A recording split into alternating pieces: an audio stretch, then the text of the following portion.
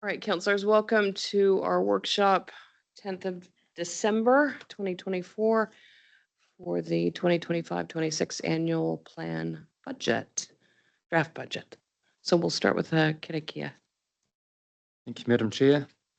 Whakatakata hou ki te uru, whakatakata hou ki te tonga, kia makina kina ki uta, kia mataratara ki tai, he aka ana te arakura, he teo, he huka, he hohu, ti hei mauri ora. Thank you.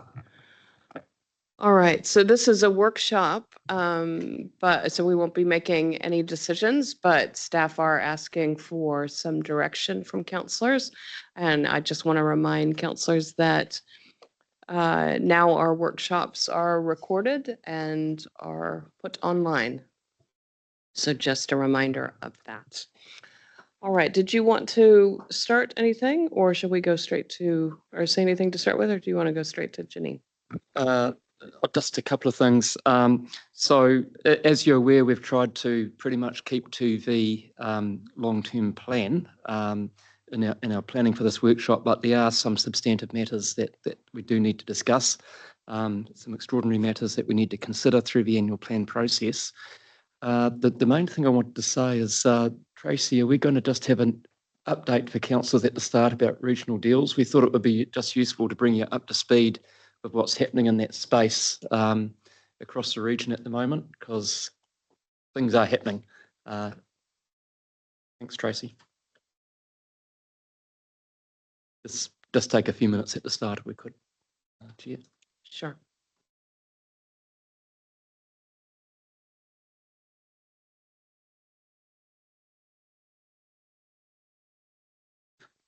Kia ora, morning, councillors.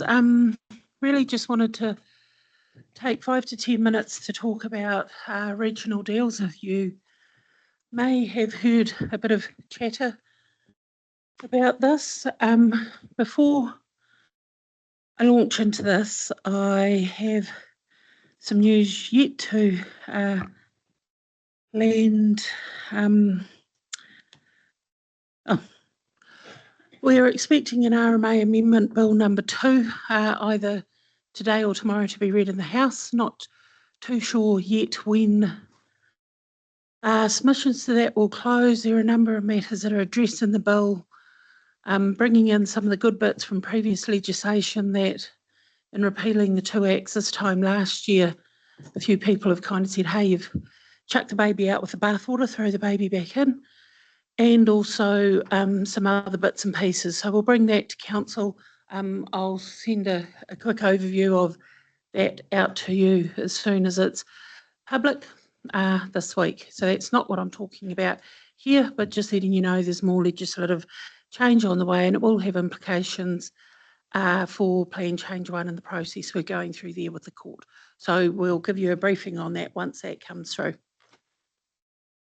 Okay, so regional deals. So the government recently sent a letter to all the mayors, all the chairs of every council in the country, really saying that they're wanting to work through a framework, which in essence is a long-term investment framework to partner with local government around growth. We've been asked to register interests this side of Christmas with more detail on what a regional deal might be.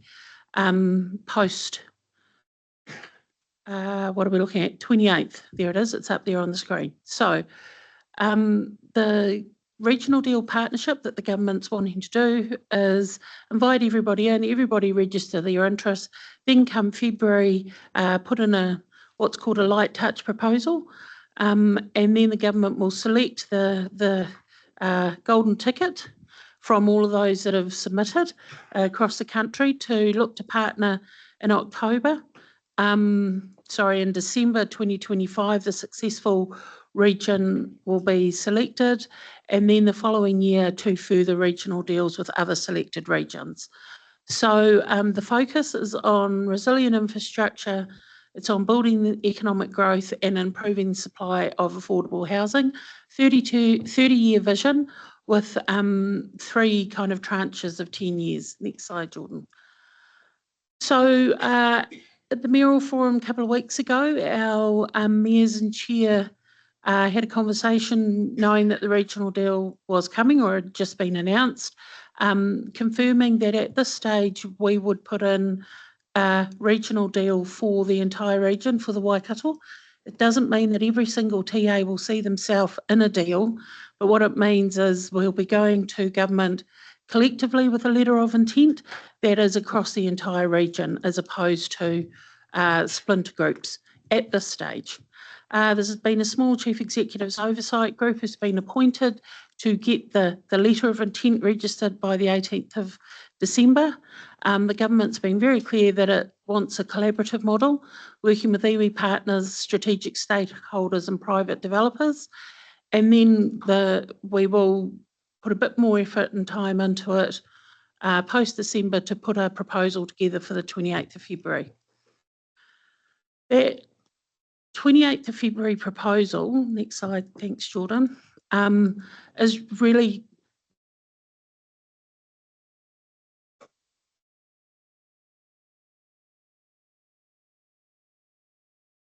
is it 25? Yeah. Yeah, sorry, bit busy.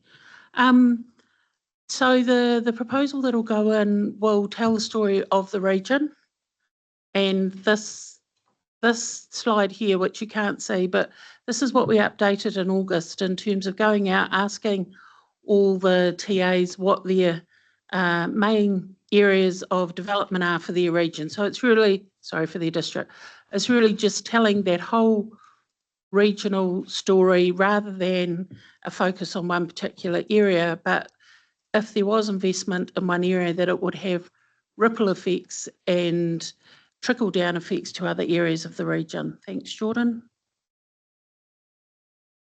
So what might be in the deal? This is a, I guess, multi-million-dollar question. Should say the government said there is no money.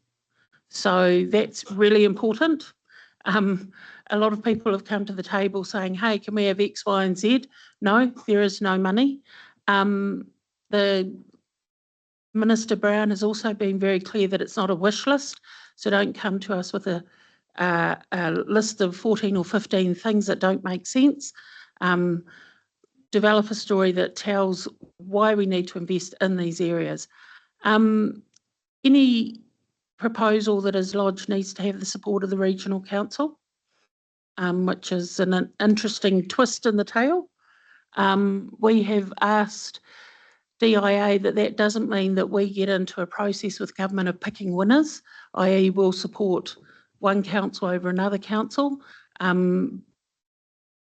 We've had it confirmed at this stage that regional councils won't be expected to do that. It's more that the region, as a region, we see value in what's been put forward. So what might be in there? There might be some potential legislative change, more efficient statutory processes, different funding and financing instruments. One of the ones we're thinking about from a regional council perspective is our ability to take development contributions. At the moment, development contributions are only something that territorial authorities could take. And for us, development contributions, and Noel's looking at me going, hang on a minute, here's something. Development contributions might be another funding and financing tools from developers for our drainage management and flood infrastructure services, and also maybe public transport. So that's something that's never been available to the regional sector. It's something we think we should look at. So those are kind of legislative changes. Then there are obviously some spatially specific projects and proposals where we believe partnering with the government could achieve both their outcomes and our outcomes. We've got 4 development areas for future-proof, 3+1. Why 3+1? 3 are pretty close to being ready, and we've already identified what some of the barriers are. So those 3 are Rahui, Pōkeka, Huntly and environs, Ruakura and East Hamilton, North Waipaha, South Hamilton, and then the +1 is the Cambridge Hautapu Perere piece of the network. Transport resilient projects with road and rail, some of the housing initiative pipeline of work, an energy focus, and maybe a connect through Hamilton to Tauranga. talking to DIA, these don't have to be finalised at this stage. It's really just an indication on the 18th of December of what departments of government DIA need to get in a room to have a conversation in February next year, not this year. Last slide, Jordan. So intent to submit a proposal, we'll be doing that next week. Then in February, we'll have something more cogent. Then by March next year, we think we'll have an indication from government as to, I guess, of all the councils who have applied, the next triage process and who will go through the drafting gate. Then by December, an announcement. So just wanted to let you know there is a process that's going on in the background. Chris has been charged with coordinating and facilitating the letter on behalf of the region, and we will attach all the other TAs' logos to that. Now, we know we've got the most cats that we've got to herd towards the bathtub in this region than any other region. We'll try to keep the region together for as long as possible, noting that by the time we get through the process, there may be some parts of the proposal that the government chooses to focus on. The February date, we will be looking to take the proposal through each of the respective councils. Just how we're going to do that and what that might look like is the kind of Rubik's Cube we're working through at the moment. It is tight. But whilst it is tight, it's also quite beneficial that they've broken it into the before and after Christmas stage. So just to clarify, are you going to have to get all the councils on board with an agreement on what you're going to submit by 28th of Feb? Yes. Good luck, Pam. Yep. In talking with DIA, we've also said, hey, it might not coincide with our governance calendars. They've said if there is an indication that it's really just a date thing, then we can nominate that. One thing I should also say is that we'll be sending a letter out to our iwi partners to let them know also that it is tight. So we will be looking to schedule some meetings in the new year, but we also know that our iwi partners across the region are pretty busy at the moment. So we'll let them know that, you know, these are timelines that have been set by government. So quickly, my question was around iwi and does the Regional Council plan to do consultation with TLAs in their area, or are they doing two? Because it's confusing to have the TLAs in the iwi space as well as you guys come along and us guys go along, and have that corridor. So all we'll be doing, what we'll be doing is we'll be just sending an email out to our EVCEs saying, this is the process the government has set down, this is what we're doing. If the closer relationship is held at a local level, then I'd anticipate that's where the conversation would be held. Minister's really clear that this should be a no surprises. He's not expecting a 3-box volume set prepared by consultants. In fact, he's been very explicit that consultants should be used sparingly, that it should be harvesting a lot of work that we've already got, but just pulling it together. So in terms of having engagement with strategic partners and iwi, a lot of that engagement would have been carrying on anyway because they are proposals that have already been in the pipeline. I've got Bruce and then Ben. Yeah, I did try to read your figure, the one up there, but it seemed like a sort of a bit like a shopping list to me. I mean, obviously it's going to be some further approach to make it a cohesive, you know. Yeah. Yes, that's the magical wand that we need. That figure was just to show you, look, in August we refreshed with each of the TAs what their priorities are. There is a cogent regional story. It's just pulling that together and being able to tell it in such a way that is beneficial for all the region and ticks the boxes for the government so that we can partner with them. But you're right, at the moment it's a bit of a pepper pot. We've got to pull that together and tell a story. It'd be great if we had a spatial strategy, if we'd continue with the Waikato plan, all the stuff that we'd been preparing for the last 10 years, and we were just refreshing that, but Yeah. So quite a few things on that list will just be correct. off, and then Yeah. you'll be focusing on some big idea. Correct, and I think it's Yeah. fair to say, Pamela, that the mayor's accepted that. That, you know, not everybody will see something for them, but Yeah. that understanding that wherever we focus, there will be those trickle down, those spin-offs, those connects that and benefits that they'll reap. Yeah. Yeah. Thank you. Yeah, I just wanted to say that a lot of the documentation will come from the economic development people in each council. So the data is already there in a way. It's just a matter of collating it. And a lot of it does in terms of the things that are your energy sector and those sorts of things that are on that list. So we've got a lot of the information. It's not necessarily coming from the, some of it has already come from the economic development folk at each of the TAs, but it's telling a regional story and connecting it regionally, which the government's looking for, not a strong advocate on behalf of any one TA, which is exactly what their job is, but it's us putting it together and telling that regional story and being able to talk about benefits that cross boundaries. A lot of the information that those TAs use is actually generated from a lot of regional entities. So it's, a lot of the information is not going to be new.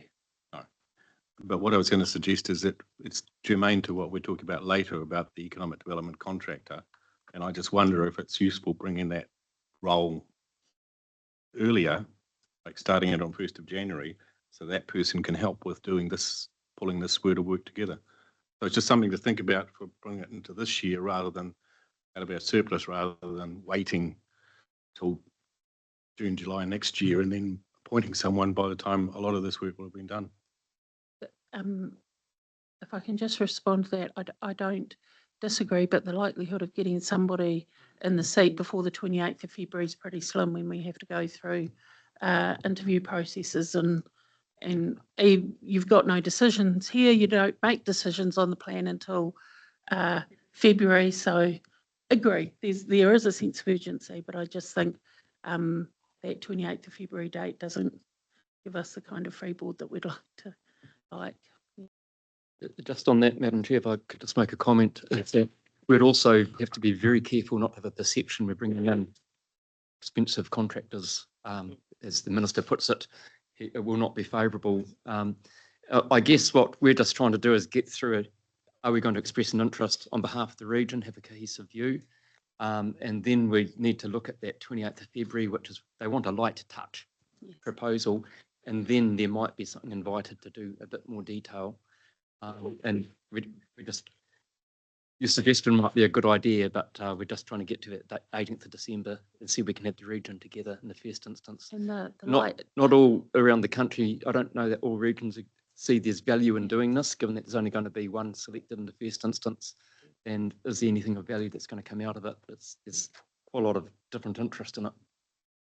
And just to be clear, the light touch in February, DIA have said like 4 to 6 pages. So they've been very, very clear, short, sharp, to the point. I've got Robbie and then Chris. Robbie. Thanks, Pamela. Madam Chair, I think these projects and where these assets are is most probably already, there are people that already know that it's well known, like our railhead turns the wrong way, and there most probably isn't enough passing lanes for the trains going to Tauranga soon. So all these assets that we've got infrastructure problems are pretty much well known, and it's not rocket science. We just got to put them on a piece of paper and get them to Wellington and say, hey, let's start looking at which ones are viable and which ones aren't. And it's pretty simple. You know, we were at Genesis the other day and they're talking about 2,000 tonne of wood chips needed to be shipped to Huntly every day of the year. How is it going to happen with a railhead that's turned the wrong way? Difficulty. You know, it's pretty simple stuff. You know, I think you're all making a whole lot of a molehill here. Just let's get on, and the projects that's been sitting there for 10 or 15 years need to be put on the burner and get them done.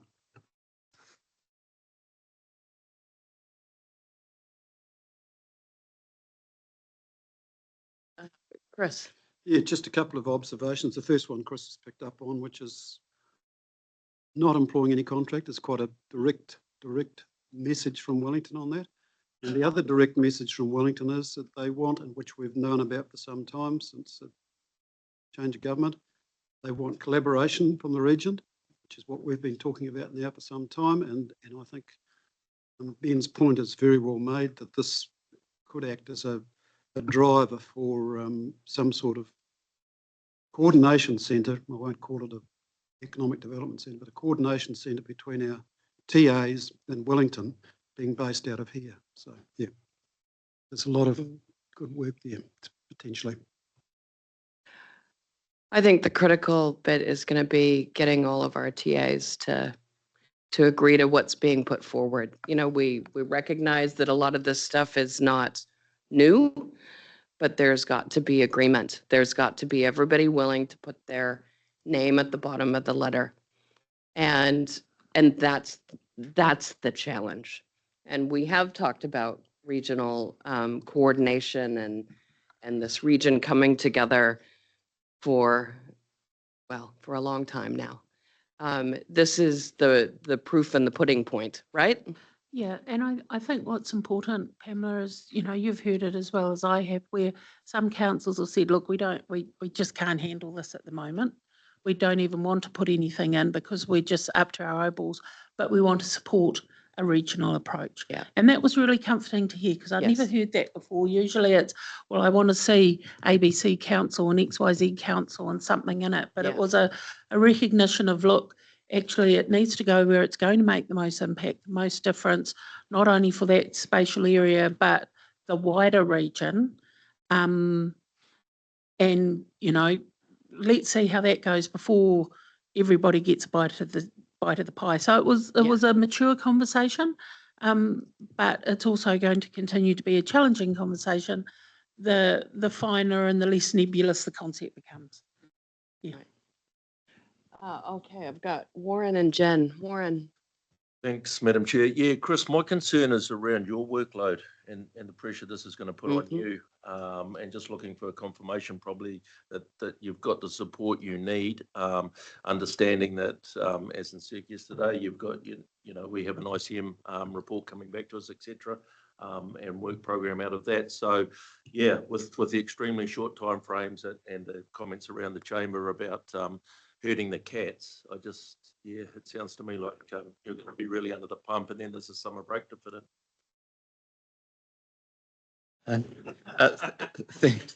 Thank you.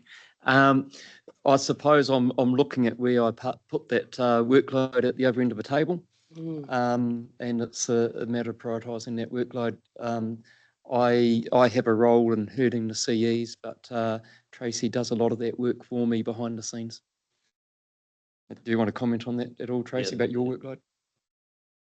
No, we've got dates and we'll make. I'm thinking about this on top of what you mentioned before about a new RMA bill coming out today. 2025 is going to be exciting. It never changes. Every December is this exact same scenario where it's a Merry Christmas to the staff of council and no holiday. Yeah, the one thing I would say is that there's a definite collective desire through the CEs and some of their staff to assist. There's also a desire for that to be facilitated regionally because we are TA agnostic. And I think that's the strength of what we bring, that ability to look across the region. We are a partner of Future-Proof, but we are as affiliated with our non-Future-Proof councils as well. So it's definitely not here region out of town. They're definitely helping us. That is encouraging to hear that those relationships with the TAs are in that place of strength. Thank you. And if I can just emphasise that, which is why I have made it sufficient priority in my list of things, is that the TAs are looking to us to provide that regional leadership in the recognition that they probably can't do it in any other way. Otherwise, we won't have a cohesiveness of a region. But this is also a place that councillors can play a role in support, because you all have individual relationships with the TAs in your areas that you cover. and encouraging them to stay at the table, encouraging them to work cohesively, work collectively, work as a region. That would be really, really helpful in this place. So. All right, who do I have? Jen. Oh, sorry, Warren, you good? Yep, Jen. Yeah, you just made the point I was going to make. So just putting the call out for councillors to help meet that target of the 28th of Feb with our relationships. And I know a number of us have really good relationships, but even mine could even be better still to try and meet a challenge like that, because it's not so much the projects, it is it's the councillors making a decision close to that February date that will then hopefully come together. And thanks to Warren for mentioning that piece about resourcing, and just want us to keep that in mind later when we talk about the surplus as well, how we can give the budget surplus for this year, how we can give Chris a bit of flexibility perhaps to be able to deal with the rest of this financial year with the complexities that come with it. Thanks. All right, I do want to get us on to the matter of the day. And we're a half hour in.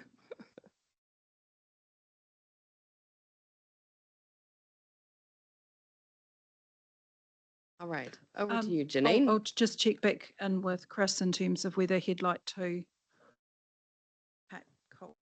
So yes, our mission for today is to run through a high level overview in terms of the 25-26 annual plan based on the review that staff have done to date. There are particular areas where we are seeking feedback and direction from council. There was a one-pager that was emailed out to you yesterday afternoon and distributed around the table that tries to highlight those matters. But I guess just probably stating the obvious, but the 25-26 annual plan represents year 2 of the 2024 to 2034 LTP. And the considerable effort that went into the development of that plan will still be very fresh in everyone's minds. I know it's still vivid in mine. And so really, only 6 months on from the adoption of that plan, this process gives us the opportunity to check in around changes that have occurred in council's operating environment, and there have been a few. As well as making provision or thinking about those new issues and opportunities that have arisen over the 6 months. Slide, thanks. So when we set the LTP, year 2, 25-26, proposed a total increase in rates revenue of 8.6% from current ratepayers. And there were a number of key drivers for that. So new investment by way of business cases that were approved by council. So through the LTP, for any significant new investment, that was all supported by business cases that you considered at the beginning of this year. We also saw the implementation of the regional rating model for public transport services from the 1st of July 2025.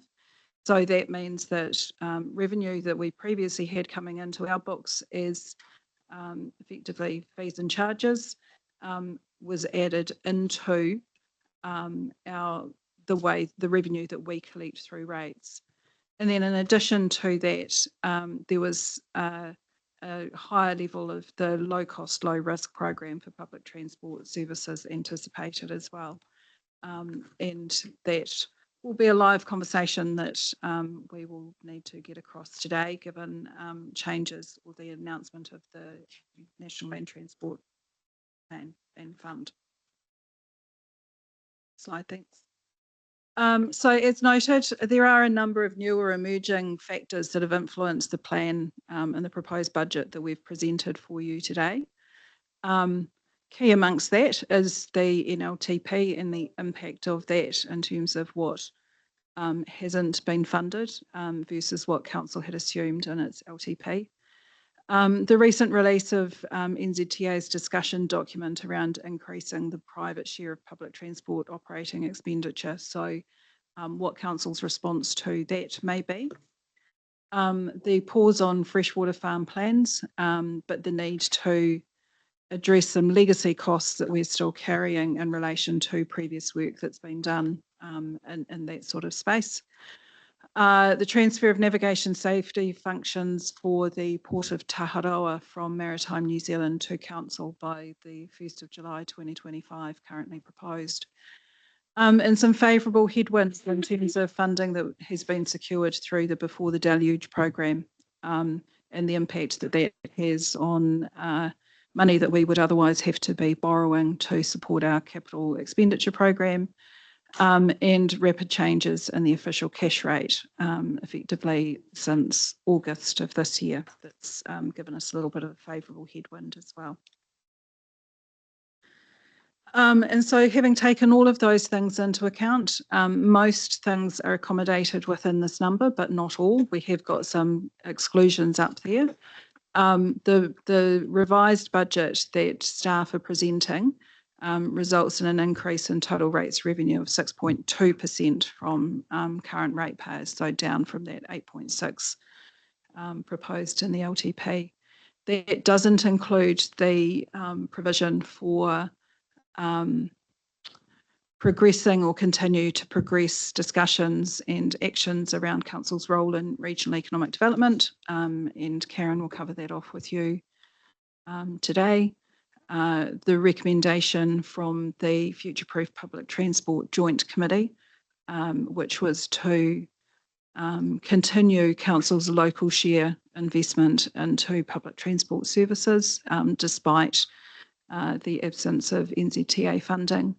And there is, for your consideration, the remaining prior year surplus, which staff have notionally put some items against in terms of how that may be used.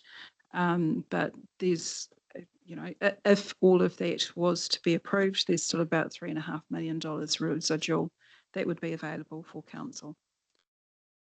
And so if we just look, and apologies, it's a little bit small up on the screen, but it's obviously in your documents and the report, the overall changes in rates revenue. So generally, I guess this is showing where there are decreases against what was projected in the LTP. Predominantly decreases, increases in biosecurity, which is in relation to additional funding for the invasive freshwater clam response, and some of our costs that are held steady, particularly those external partnership or grant funds where the amount is effectively set at dollars per property. But that's just point of clarification. What you put 8.6 and then drop down to 6 something or other. 6.2. That's not reflected in these numbers. Is it 3 mil? Okay. Yeah. So there's 3 million reduction in that bottom line. Just to clarify that, so that's effectively because the government didn't fund the low cost transport, so we've removed the 3 million from the transport budget. Transport is a key driver of it, but this is the cumulative impact of all of the matters that are set out in the plan. So it's not just transport, things like the Before the Deluge funding, which has reduced our requirement to borrow by $12 million over 3 years, reduced interest costs associated with that borrowing, a number of things like that. But against that, increased pressures in terms of what we're seeing at the moment around market movements for wages and salaries, for example. So it's a bunch of those factors. Certainly the transport movement is a key contributor to it. And just to clarify, the transport movement from projected 24 million back to 21, how has that arrived? So that is really with the NLTP funding decisions and effectively no funding for anything new. Yeah. If I could just clarify that. So the assumption is if it didn't get funded by the NZTA, then we wouldn't put in our share. Now that's a discussion for yourselves. Sorry, we have slides coming up on the key external drivers, yeah? Yep. So we can we'll go work into through. greater detail on each of these. So we'll step through all of this, and then I'll do sort of the intro and all of those externalities, and then we'll hand to others in terms of some of those other topics to have a more fulsome discussion on as well. Just one thing that I don't think's going to come up in the slides is the Blimmin stock truck effluent. What's happening with it? Because it's always there, but I'm not aware of any new stations opening for a Mate, while, eh? There's Pardon? and on Oh, there is. Okay. Just haven't heard for a while, eh? And it seemed to be going quite well back 5 years ago. Then it's sort of fallen off the. and the ongoing maintenance cost of Yeah, those yeah. facilities is really what's in there. Happy to, as long, it doesn't have to be done now, as long as we just want to get updated on it some. Phil, did you want to? Maybe just a general comment, which is that part of the slowdown has been because NZTA were wanting to develop a national business case for investment in a network of these sites across the country, and that's taken a lot longer than they had anticipated. So we had held off alongside lots of other parts of the country in doing any new work while we waited for that to come about. Some of that appears to have been funded under their low cost, low risk program, but it's not clear to us yet what that means for our region. So it's still an evolving situation, I think. Thanks for the update, Phil. Cheers. And just a quick one, how much longer is the regional theatre rate in place? Regional theatre rate, it's not yours, Phil. So I'll have to have a look at the duration of that. Thank you.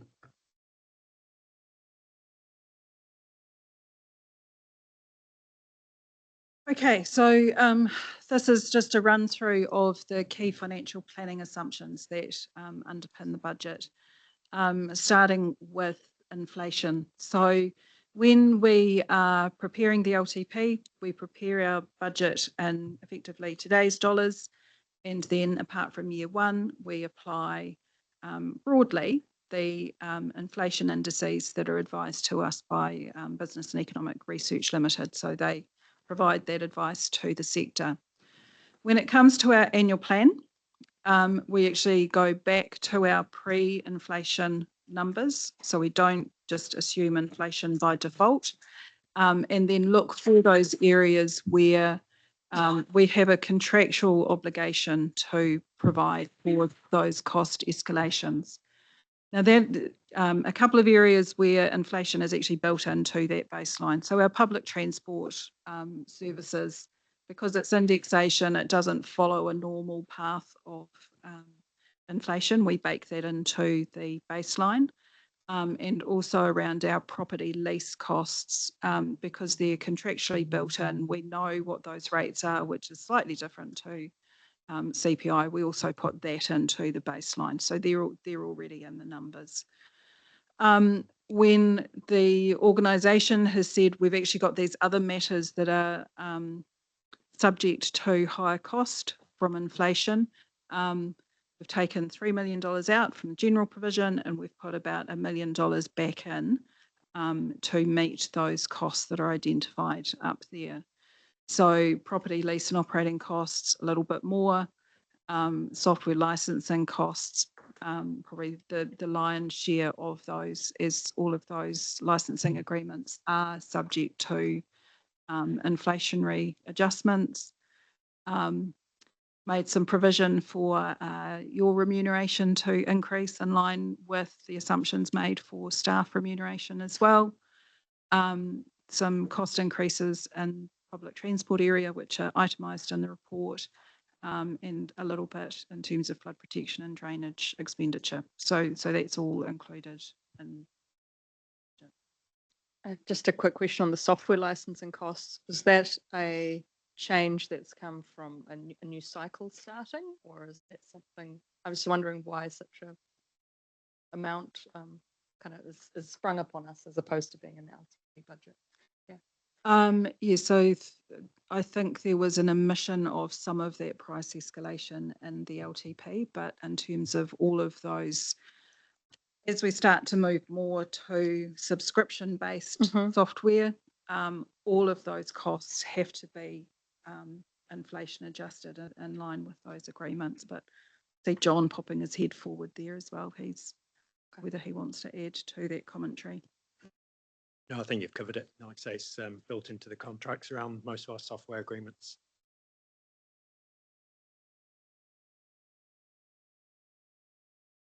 Thanks, Chair.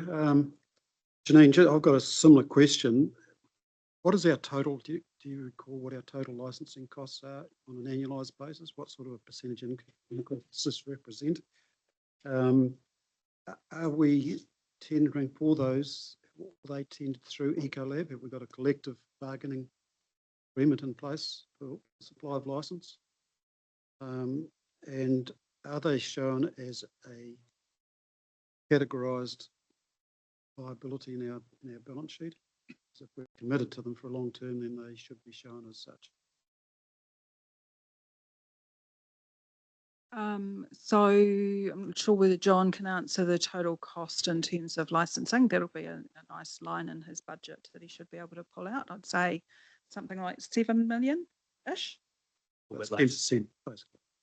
Yeah, I think it's about I think it was 5 or 6% increase in terms of what we've got up there. Sorry, there was a question around Ecolab. Colab. Colab. So Colab doesn't feature in here. We don't have any software licensing agreements with them.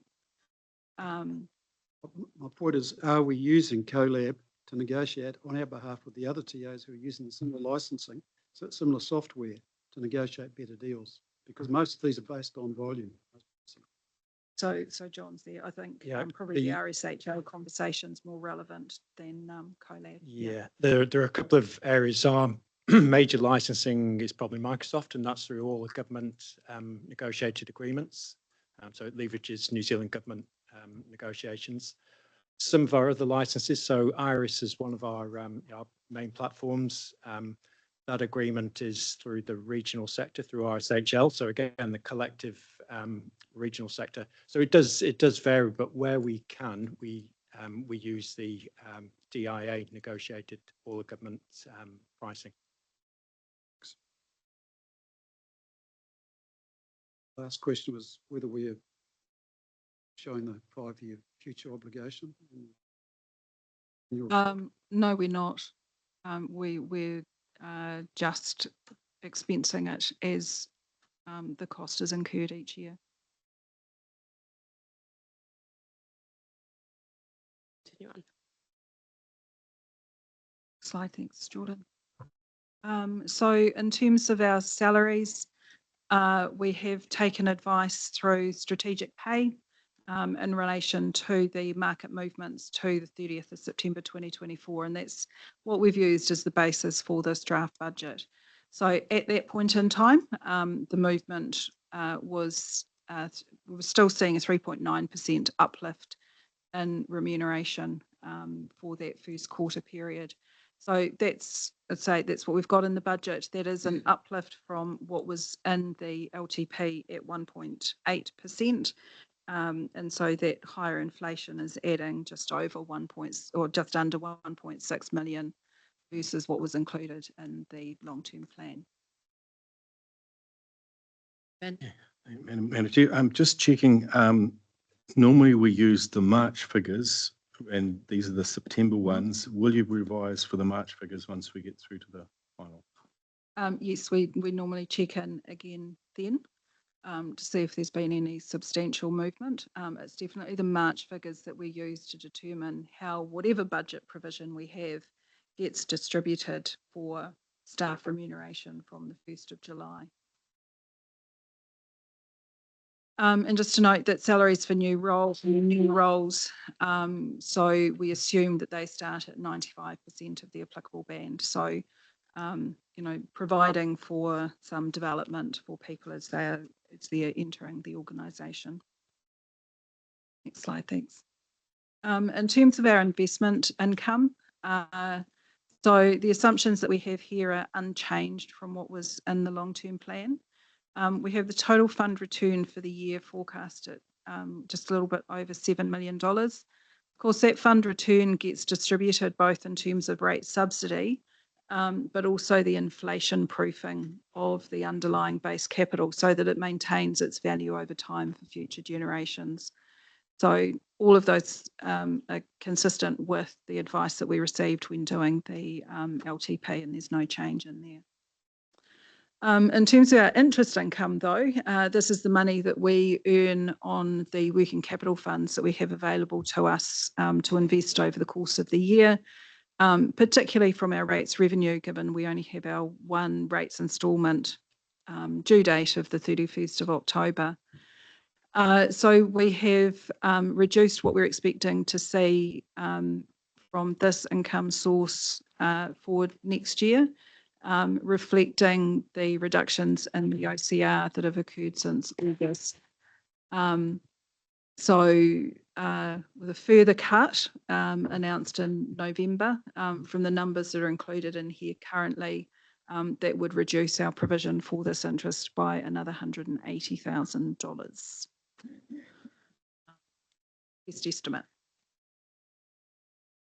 Thanks, Jordan. But the positive flip side to the interest income going down is, of course, our interest expense also goes down similarly. So when we prepared the long-term plan, the advice that we had around our borrowing rate, long-term borrowing rate was 5.41%.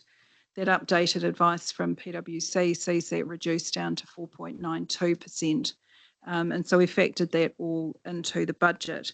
You can see there the impact that that has in terms of our total interest expense of just shy of $1 million reduction in that cost. Some of that because of the reduction in interest, but importantly, also a reduction in that overall borrowing requirement, both from a lower base that we're starting from in terms of what we actually incurred last year, but the incoming cash flow through the Before the Deluge program as well. So that's helping in terms of reducing those costs, particularly for our targeted ratepayers. Next slide, thanks. In terms of insurance costs, so we have made an adjustment to those based on actual costs for 23-24. But I have noted in there that the recent insurance renewal program for Waikato councils, and we do go out through for this insurance program as a collective, we've actually been successful in achieving increased cover for a reduced premium, particularly in relation to our infrastructure insurance. It's been a great outcome in that regard. So we're taking the wins this year, but we're not expecting that we will see that continued saving long term. But great to see, like I say, increased cover for a reduced cost, reduced premium for us. And then I think finally, in terms of the assumption, just that regional growth assumption. So this is effectively applied for those rates that are set at a per property rate. So for example, our Regional Emergency Services Fund, there's 1.5% growth in the number of properties every year. That's a per property rate. So our revenue goes up there. This is also used in how we do communicate our rates revenue increases. We always position them as increase in rates revenue from current ratepayers. So that's after factoring in this 1.5% growth from new properties in the region who contribute to the costs and the funding of our rates revenue. So that's really the purpose of being really clear on that assumption.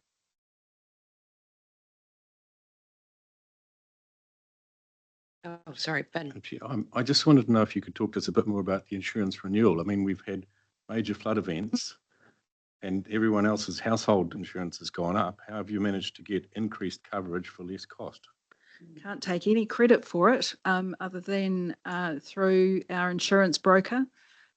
So with a number of councils or council collectives in the North Island, through Aon, who are our broker, they do presentations actually to global markets of explaining our systems, our processes, the actions that we're taking, our asset management processes and practices, all of those things directly to markets, which having that relationship has this year particularly really provided dividends in terms of, like I say, underlying increases in limits of coverage. So better coverage should anything happen and at a reduced premium cost to us.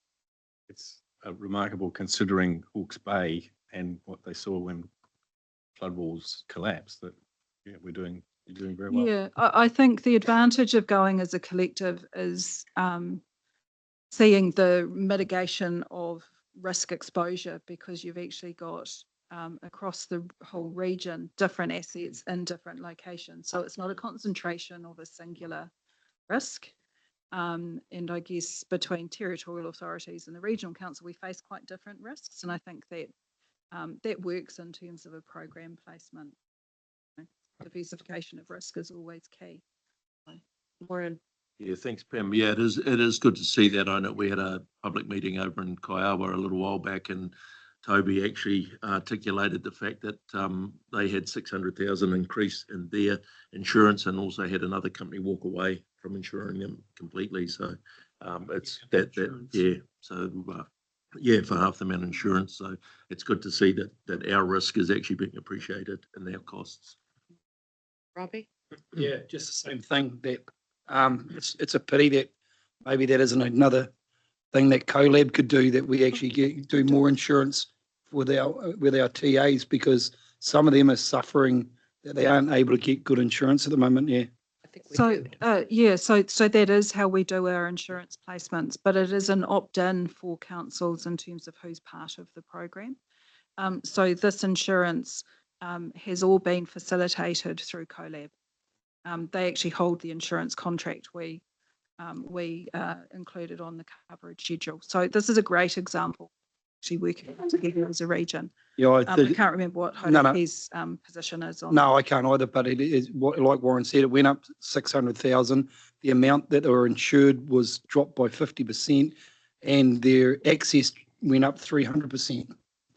So it was something like that. It was horrific numbers. In CoLab. Yeah. So yeah, I think that CoLab discussion needs to happen more. No. So just touching on what's been said, my understanding is when this happened, when all the councils in the Waikato except one TA joined together. So is that still the case, that we only have one that's not part of it? So there's different lines of cover that people can opt into, whether they participate in or not. All but one council jumped in and just about all had most of, if not all of their insurance, if I recall. Yeah, I think it's still pretty comprehensive in terms of who is actually participating in it. I can't off the top of my head. I think that this is an offline conversation. Just there was a different. But it has been, this has been though. one of the real success stories, I think, from CoLab in terms of the benefits that have actually been derived through taking this collective approach by councils. Yes, the benefits of working collectively as a region. Yep. Fantastic. What's It next? was about 1.8 million a year in reduction in What's next, premium. Janine? So just the Janine. whoever answered all sorts of things. So then just final slide probably from me is around the prior surplus. So as we've reported through Finance and Services and Council, is at the 30th of June this year, accumulated from previous financial years, has been surplus funds of just over $6.6 million. From that, Council approved a couple of months ago up to 100,000 to inform regional economic development activities. So that needs to be deducted. And then there are a number of matters that we have canvassed through the report where that surplus could potentially be utilised, or it's recommended that consideration is given to utilising it. And they're all set out up there, some of them not yet quantified, with reports to come back to the December council meeting. If all of the recommendations that staff have put forward around the utilisation of that prior year surplus are supported by council, that's an if, that would leave approximately $3.5 million of surplus funds remaining. I know there is some interest from some members of saying, let's just use that to reduce rates revenue requirements for the 25-26 year. That would have the impact of reducing the 6.2% down to 3.7. So that on the surface of it looks great. What it does though is then adds 2.5% to the next year, which would take you up to, sorry, I've lost the piece of paper that had my numbers on it. Go. From 6.4%, you would be, all other things remaining equal, be at an 8.9% the following year, because you are not fully funding the activities of council for that period. That does also remove, I guess, that strategic or, as the flexibility, the ability to respond to Risk mitigation. the risk mitigation, the things that land on this table at very short notice that you need to be able to respond to. That gives you some flexibility in that space without having to question your other programs of work. But that's what that position would do, both in the 25-26 year and also into the 26-27. Chris. Thank you, Madam Chair. Yes, just my philosophy on this thing. I've got some questions in relation, which I will cover separately. But my view is that we should be totally transparent in terms of what we disclose to our ratepayers.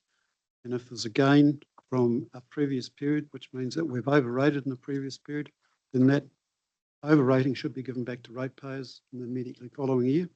It's philosophically, that's the way I feel about it. And if we don't do it that way, then we have absolutely full and total disclosure of what's happened to that money that's been collected from overrating from that particular year. Just going on to the items that we've got on that list there, 100,000 for regional development activities. My preference would be that that comes out of the reserve that we had previously put aside to pay to Te Waka, the 750,000. So we my preference would be to be using that reserve rather than taking it off our surplus. I'm interested in this historic expenditure on technology, which appears from the paper that was put up, that it's no longer operative, it's got no value, and so it has to be written off. I don't have any problems with that. But I'd like to know what the intent was, how it was going to be recovered in the first instance, and why that's now being shared as a cost across what appears to be all the general ratepayers, because I assume that was going to be recovered out of charges to be made. Business case for process management, no problems on that.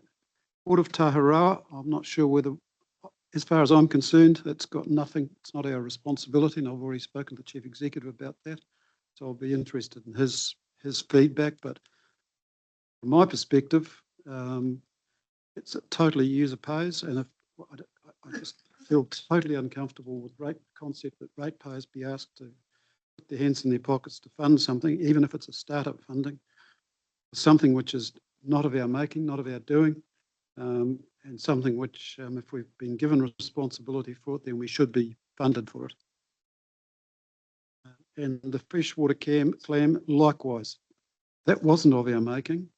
Somebody should be made responsible for that, and they should be paying. And as far as I'm concerned, it's MPI. If it was MPI, if the blame can be sheeted home to them, then we should be going to them and say, pay us, mate, if you want this job sorted out. Otherwise, you've got a major problem on your hands now. How are we going to stop it?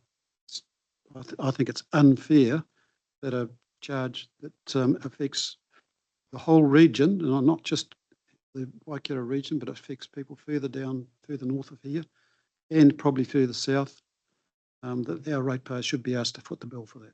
Just don't think that's right. So that's, yeah, that's where I sit on this, as Chair of Finance and also as a councillor. So sorry. I was just going to clarify on a couple of those points, maybe. So in terms of the 100,000 for regional economic development, that was a resolution that council's already passed around funding through the prior year surplus. So that's funding that's been available for the work that Karen's been doing to try and corral conversations in that space. And then there's a recommendation today for, you know, what resourcing over the next 2 years might look like leading into the next LTP. Brent will cover off in terms of the technology solution and other, not just the technology, but it was work in terms of setup, implementation, readiness around the farm planning solution, PC1 implementation. That was always intended to be funded through the general rate, is the establishment of that good practice being of regional interest and benefit. And then the actual regulatory activities, when they're happening, would be funded through direct charges and landowners. So just a bit of a distinction there. And just in terms of the invasive freshwater clam, these costs are all around council's own compliance with the Clean Check Dry requirements. So making sure that we are not spreading this any further than you know, we can possibly manage. It's not around trying to clean up clams anywhere. It's actually just trying to make sure that we're compliant with those requirements. But we can explore all of that in more detail as I invite some friends up to to go into the. Well, so I think first up, Just wanted to clarify though that Chris is the chair of finance and services. Just that first statement you made about that you still, despite what Janine has shared with us of the financial impact of returning rates, returning surplus, you still maintain that that's financially the best thing for this council to do. Absolutely. We need, even though it means, what was it? I'm against Year 3 going from 6.4 6.4 to 8.9. to 8.9. 9. Yep. You still feel that that's the best, that kind of effect on rate increases you would stand behind? Absolutely, Madam Chair. I'm of the view that we have to be totally transparent with our ratepayers. So I think we are transparent with our ratepayers. I don't agree. I think we're very clear in our annual reports what we spend our money on. Disagree. Angela. Yeah, I was just going to say something similar. Yeah, would prefer that we smoothed things a little bit more, allowing, you know, rainy day money, as you do, for any risks, you know, of different things that might come up as well. So, yeah, I'm not for all giving the surplus back to the ratepayer this year. However, you know, it's prudent to hold some back in reserves for what might come. So I just think the risk mitigation in terms of it's clams now, what's next? And how would this region, given the size and the geographic spread of this region, how would we fund a situation where there was something unplanned? No. Madam Chair, I'm not sure that I appreciated it wasn't quite an attack, but singling out Councillor Hughes on his difference of opinion from yourself. I think that's something that we should I worry was about. asking for clarification. So I am concerned about the size of the surplus and fundamentally support returning some of the surplus to the ratepayers in a way that's beneficial and transparent. So I would ask people to think about how we go about that even if we raise that option of returning it to them now, but it would include a slightly higher increase in an out year, because I think that's the transparency in the process that we need, rather than taking what was 6 million more, which is quite an excessive figure. What percentage is 6 million of our? Well, it was 6.04 million here, and then there's 100,000 left. And last month at the council meeting, I thought it was 5.71 after adjustments. So all I can say is it's around between 5.7 and 6 million somewhere. But Janine's given the figure of 3.5 million remaining available for council's consideration. So I see 6 million as quite an outlier amongst surpluses historically with council. So to me, everything is on the table, and we shouldn't just say it's not considered because it will mean 2%. You know, it's too early in the discussion. Whilst if without adjustments, I appreciate what Janine has told us, but I think we need to wait before we determine what we're going to do with it. Thank you. Clarified those numbers. So it was 5.7 from the last financial year, and there was 300 odd thousand that was residual from years prior to that hadn't been allocated in full. When we were doing the LTP, there were certain business cases that were being funded through the prior year surplus. As we ran the final numbers, some of those came in a little bit lower. So we do have a mechanism of very carefully tracking this and reporting it. And we do, I feel, make it quite explicit through our planning and reporting processes of what we've accumulated and why.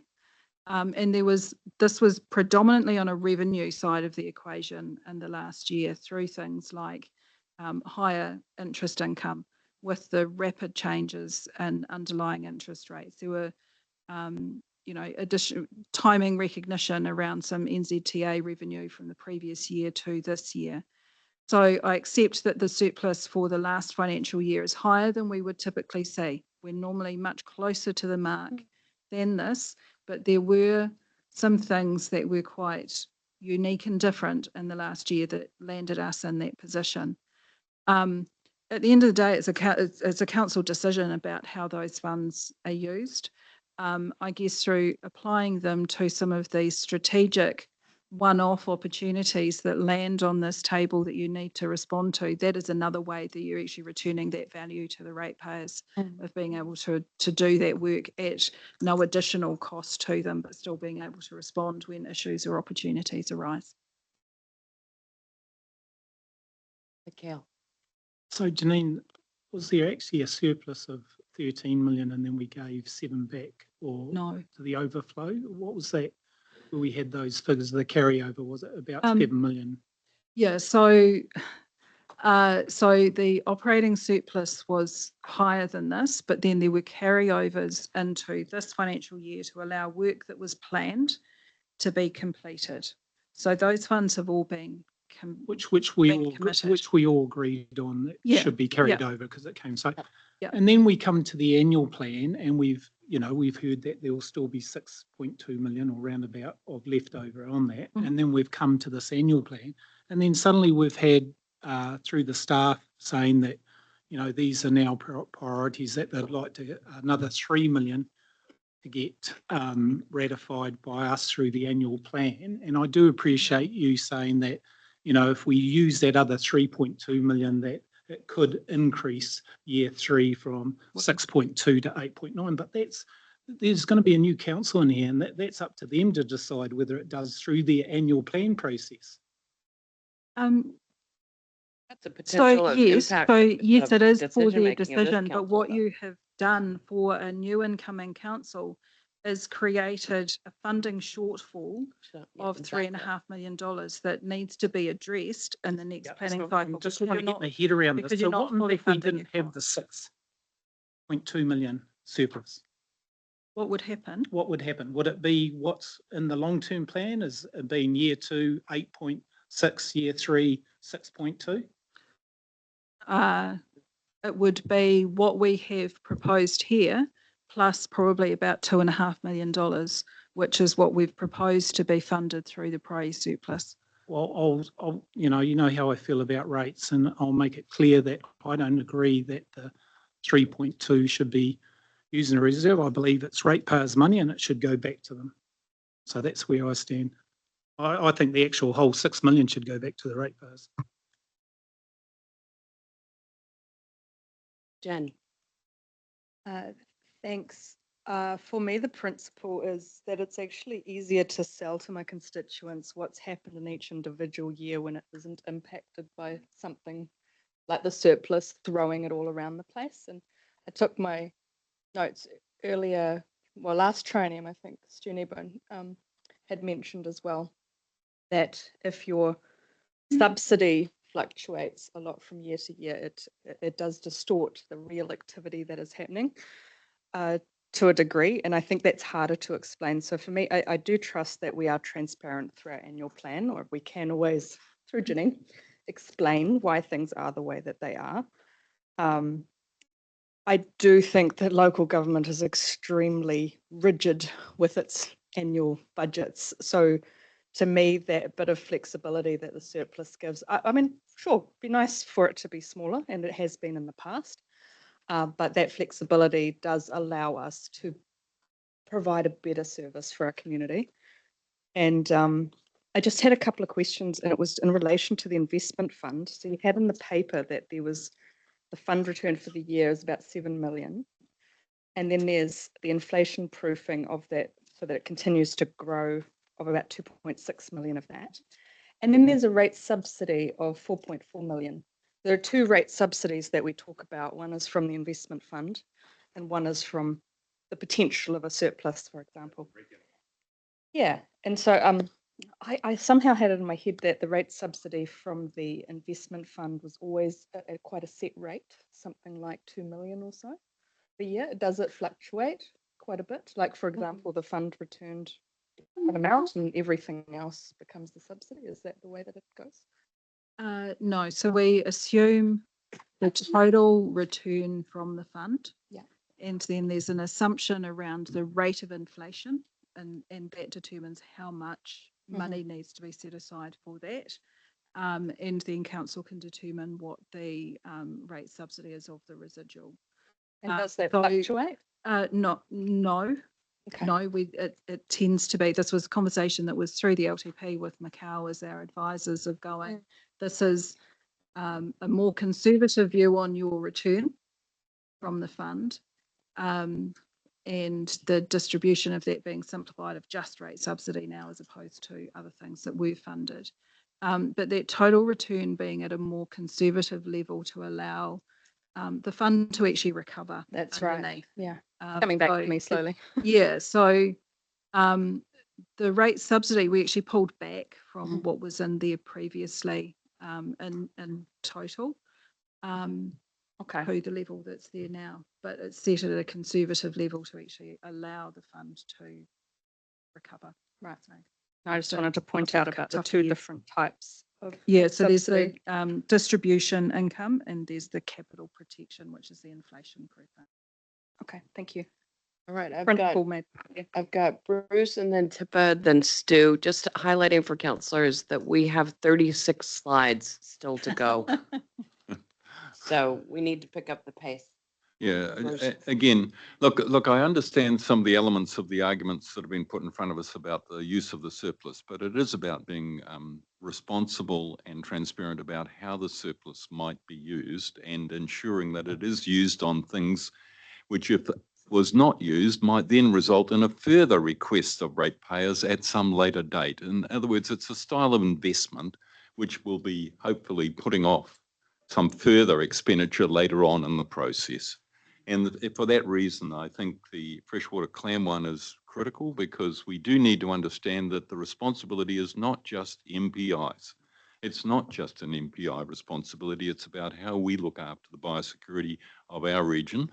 And so I think that's a justifiable use of the funding. And in relation to the responsibility for Port of Taharoa, that's been put on us. I mean, on one hand, we are told by some councillors that we have to listen to the messages from Wellington and be responsive to them. And on the other, we're saying, oh, no, we're just going to ignore it. We can't just ignore it. That responsibility is put on us. At the moment, the figure is unquantified. And then the question, of course, will be how do we recover some of those expenses? And I would like some comment from the CE about the recovery, because it's not just a question of using the surplus and seeing nothing for it. There must surely be a process of recovery. Do we cover Toharoa in more detail in later slides? Yes, it is. Okay. And I've already given the director the heads up about the ability to recover setup costs versus not. Okay, I just want to remind councillors, we haven't had the detail presented to us yet. So before we go too in depth. Yes, but I do want to get through the slides today. Thank you. Tipa. Aroha mai. Hey, Pamela, again, Tipa. I just want to make a few statements and then happy to wait for the rest of the information, but probably wherever we land around the funds that are the surplus funding, could we land in a place that it is either, yes, value for rate value and accountability to the ratepayer, but more importantly, it's either they're not rainy day funds, they're either there for regional resilience or they're there to seed regional growth. But it's not just left to whatever may come up from time to time. So that would be really purposeful and strategic with those funds. Thank you, Chair. Kia ora. Thank you, Tipa. All right, can we continue? Oh, Stu. So Taharoa is coming up later specifically? Okay. Yes. Look, my general approach hasn't changed, that I don't like the concept of big spikes. And particularly, this is going to be an election year rate increase, and it kind of looks a bit rank if we drop it right down for an election year, then it gets cranked right up again the following year. That our incoming councillors are not going to thank us. Kicking the can, isn't it? Yeah, exactly. Yeah, Which- so that's which kind of councils get accused of where all I the sit. time. Really support the concept of transparency. And I guess to your question, Chris, I want to understand, there's a difference between being transparent in terms of what we collect, what we do with it, etc., versus returning surpluses back to the ratepayer. To me, they're two different things. And if we're not being transparent with what we're doing with those surpluses, I want to know how we can be transparent, because I thought we were, but and that's just a question. Yeah. So that's where I'm sitting here. All right, let's persevere. Oh.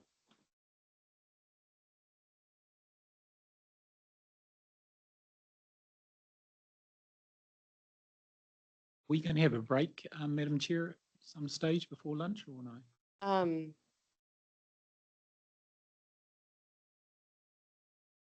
Okay, 5 minutes, but we're behind time, so 5 minutes.